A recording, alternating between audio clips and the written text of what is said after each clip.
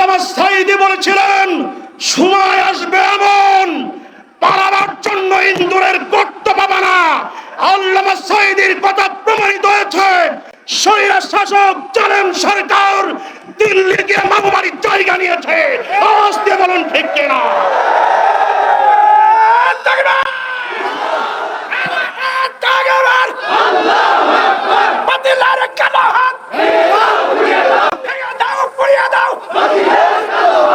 আল্লামা দেলোয়ার হোসেন সাঈদী কতটা জনপ্রিয় ব্যক্তি ছিলেন।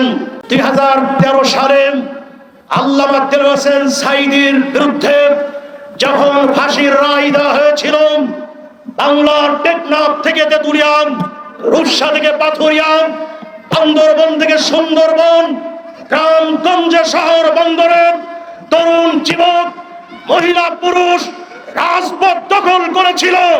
সেদিন পুলিশের সামনে বুক পেতে দিয়ে বলেছিল, আল্লামা দেলোয়ার হোসেন সাঈদীর ফাঁসি বাংলার মাটিতে হবে না।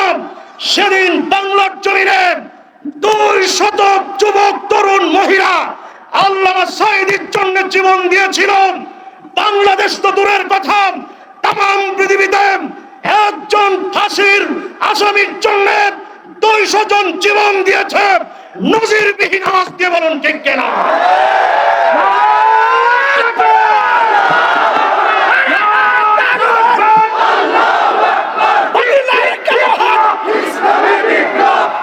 আমার ভাইরা, আল্লামা দেলোয়ার হোসেন সাঈদী রাহিমাহুল্লাহ স্মরণে আজকের এই দোয়া অনুষ্ঠান এবং বীর ছাত্র জনতার রোহের মাগফিরাত কামনার্থে, তাদের সম্মানার্থে আজকের এই দোয়া অনুষ্ঠান।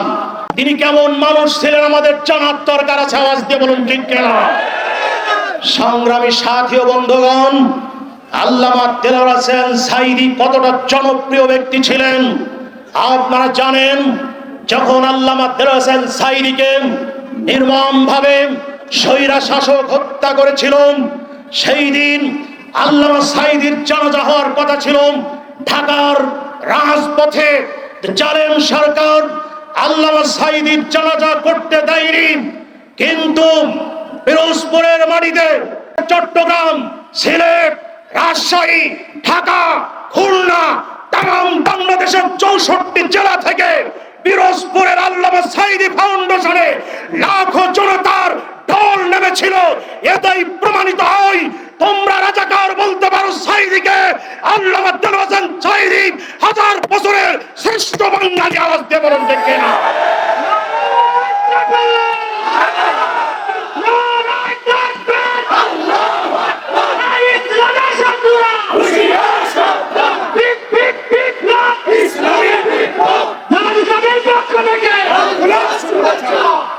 আমার বন্ধুগণ, আমি আপনাদের সামনে বলতে চাই, আল্লামা দেলোয়ার হোসেন সাঈদী শুধু একজন বক্তা ছিলেন না। আল্লামা দেলোয়ার হোসেন সাঈদী শুধু একজন আলেম ছিলেন না, তিনি ছিলেন বিশ্ব ইসলামিক স্কলার, বিশ্ব রাজনীতিবিদ। শুধু তাই নয়, আল্লামা দেলোয়ার হোসেন সাঈদী রাহিমাহুল্লাহ তিনি ছিলেন জামানার মুজাদ্দিদ। যদি প্রশ্ন করেন জামানার মুজাদ্দিদ কিভাবে হয়, আমরা বলবো এই জন্য মুজাদ্দিদ বলছি, আল্লামা দেলোয়ার হোসেন সাঈদী বহুদিন পূর্বে চট্টগ্রাম প্যারেড ময়দানের লাখো জনতার সামনে যেই বক্তব্য দিয়েছিলেন, বাংলার জমিনে আজকে অক্ষরে অক্ষরে তা প্রমাণিত হচ্ছে। আল্লামা সাঈদী রাহিমাহুল্লাহ প্যারেড ময়দানে বলেছিলেন, আমাদেরকে তোমরা মৌলবাদ বলো, আমরা মৌলবাদী আর তোমরা আগাবাদী। আমরা মূল, আমরা গাছের গোড়ায় থাকি। 12 কোটি মানুষ গাছের গোড়া ধরে নাড়া দেবে, মামুবাড়ি দিল্লি গিয়ে পড়বা। আল্লামা সাঈদী যে বক্তব্য দিয়েছিলেন, বাংলাদেশের লাখো কোটি 18 কোটি জনতা বাস্তবে তা দেখতে পেল। আজ দিয়ে বলুন ঠিক কিনা? শুধু তাই নয়, আল্লামা দেলোয়ার হোসেন সাঈদী বক্তব্য দিয়েছিলেন, তিনি বলেছিলেন সব সময় গাড়ির চাকা উপরে চলে না। ক্ষমতায় আছো বলে আলেমদের নির্যাতন করছো, শাইখুল হাদিসকে গ্রেফতার করে অজুর পানি দিচ্ছ না, মুসল্লিদের ধরে ধরে জেলে দিচ্ছ, ইসলামী আন্দোলনের নেতা কর্মীদের উপরে জুলুম করছ। আল্লামা সাঈদী বলেছিলেন, সময় আসবে এমন পালাবার জন্য ইন্দুরের গর্ত পাবা না। আল্লামা সাঈদীর কথা প্রমাণিত হয়েছে। স্বৈরা শাসক জালেম সরকার দিল্লি গিয়ে মামুবাড়ির জায়গা নিয়েছে। আওয়াজ দিয়ে বলুন ঠিক কিনা?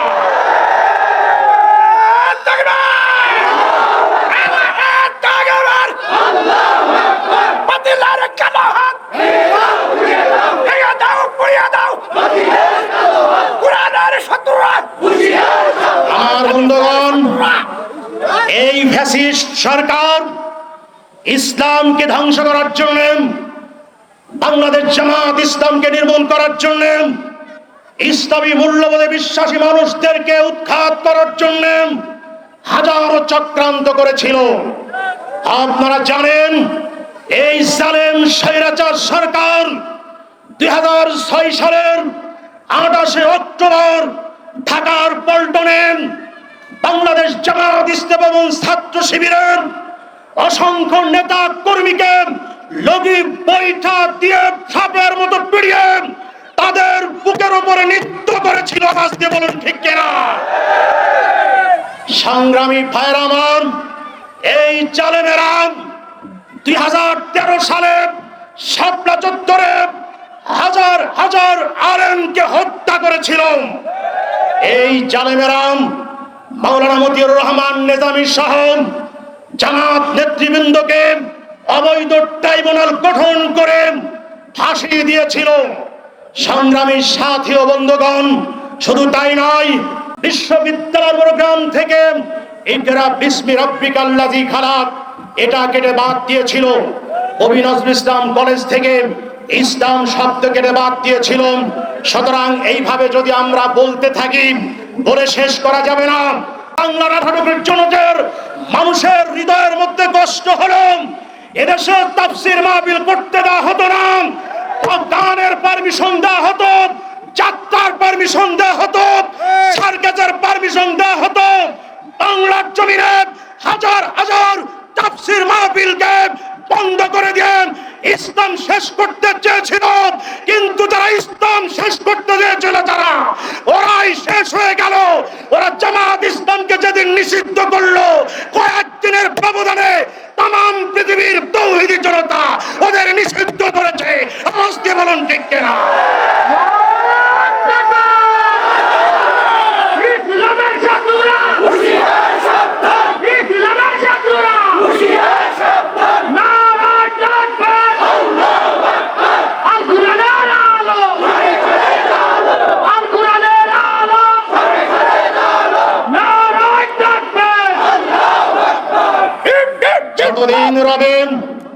যতদিন রবে পদ্মা মেঘনা যমুনা সুরমা গৌর নদী, ততদিন রবে আল্লামা দেলোয়ার হোসেন সাঈদী তোমার কীর্তন। আসতে বলুন ঠিক কিনা?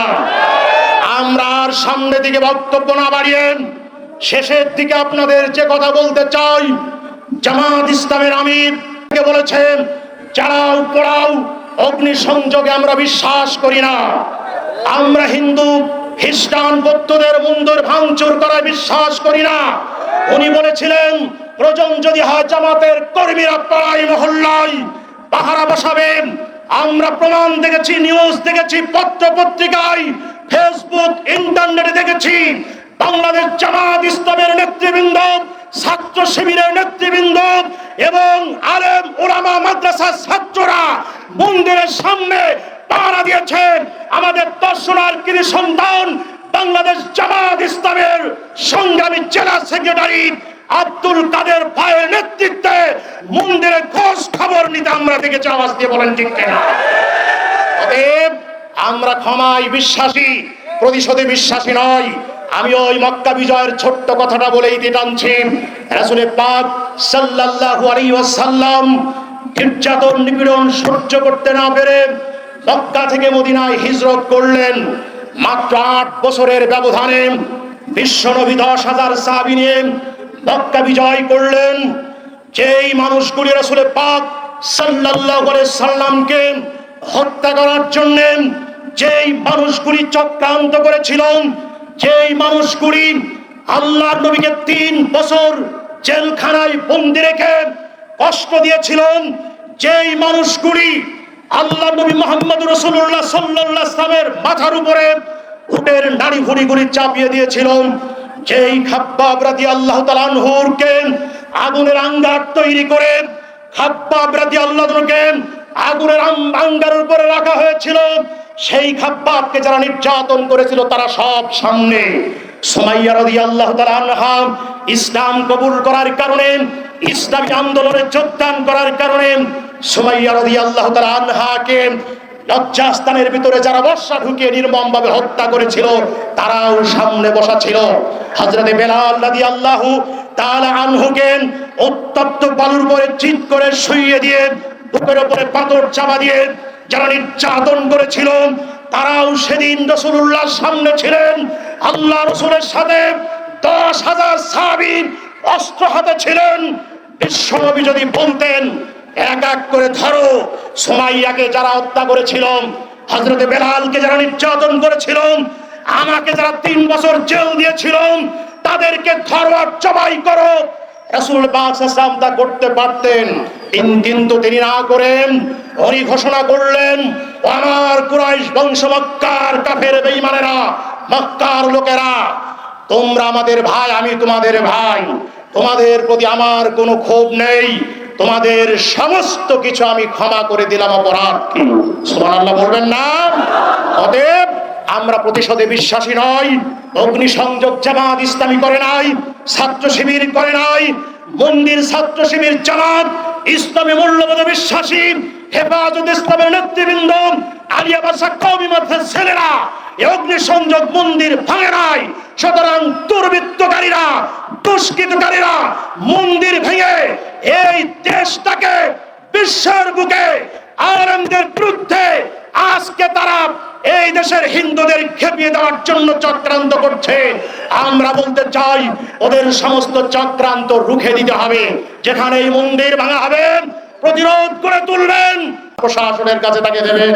আসুন, আপনাদের অনেক কষ্ট দিয়েছি, অনেক বক্তব্য দিয়েছি, আপনাদের কাছ থেকে আমি গুনাহগার ক্ষমা চেয়ে নিয়ে চুয়াডাঙ্গা জামাত ইসলামের নেতৃবৃন্দকে ধন্যবাদ জানিয়ে আগামী দিনে আমরা বলতে চাই বাংলাদেশ জামাত ইসলামের নেতৃবৃন্দ তারা বেটবাগের রুহুল আমিনকে চুয়াডাঙ্গা 2 আসনের নমিনি ঘোষণা করেছেন। আমরা বলতে চাই দল মত বুঝি না, থাকতে চাই কারা কারা, হাত তুলে দেখা।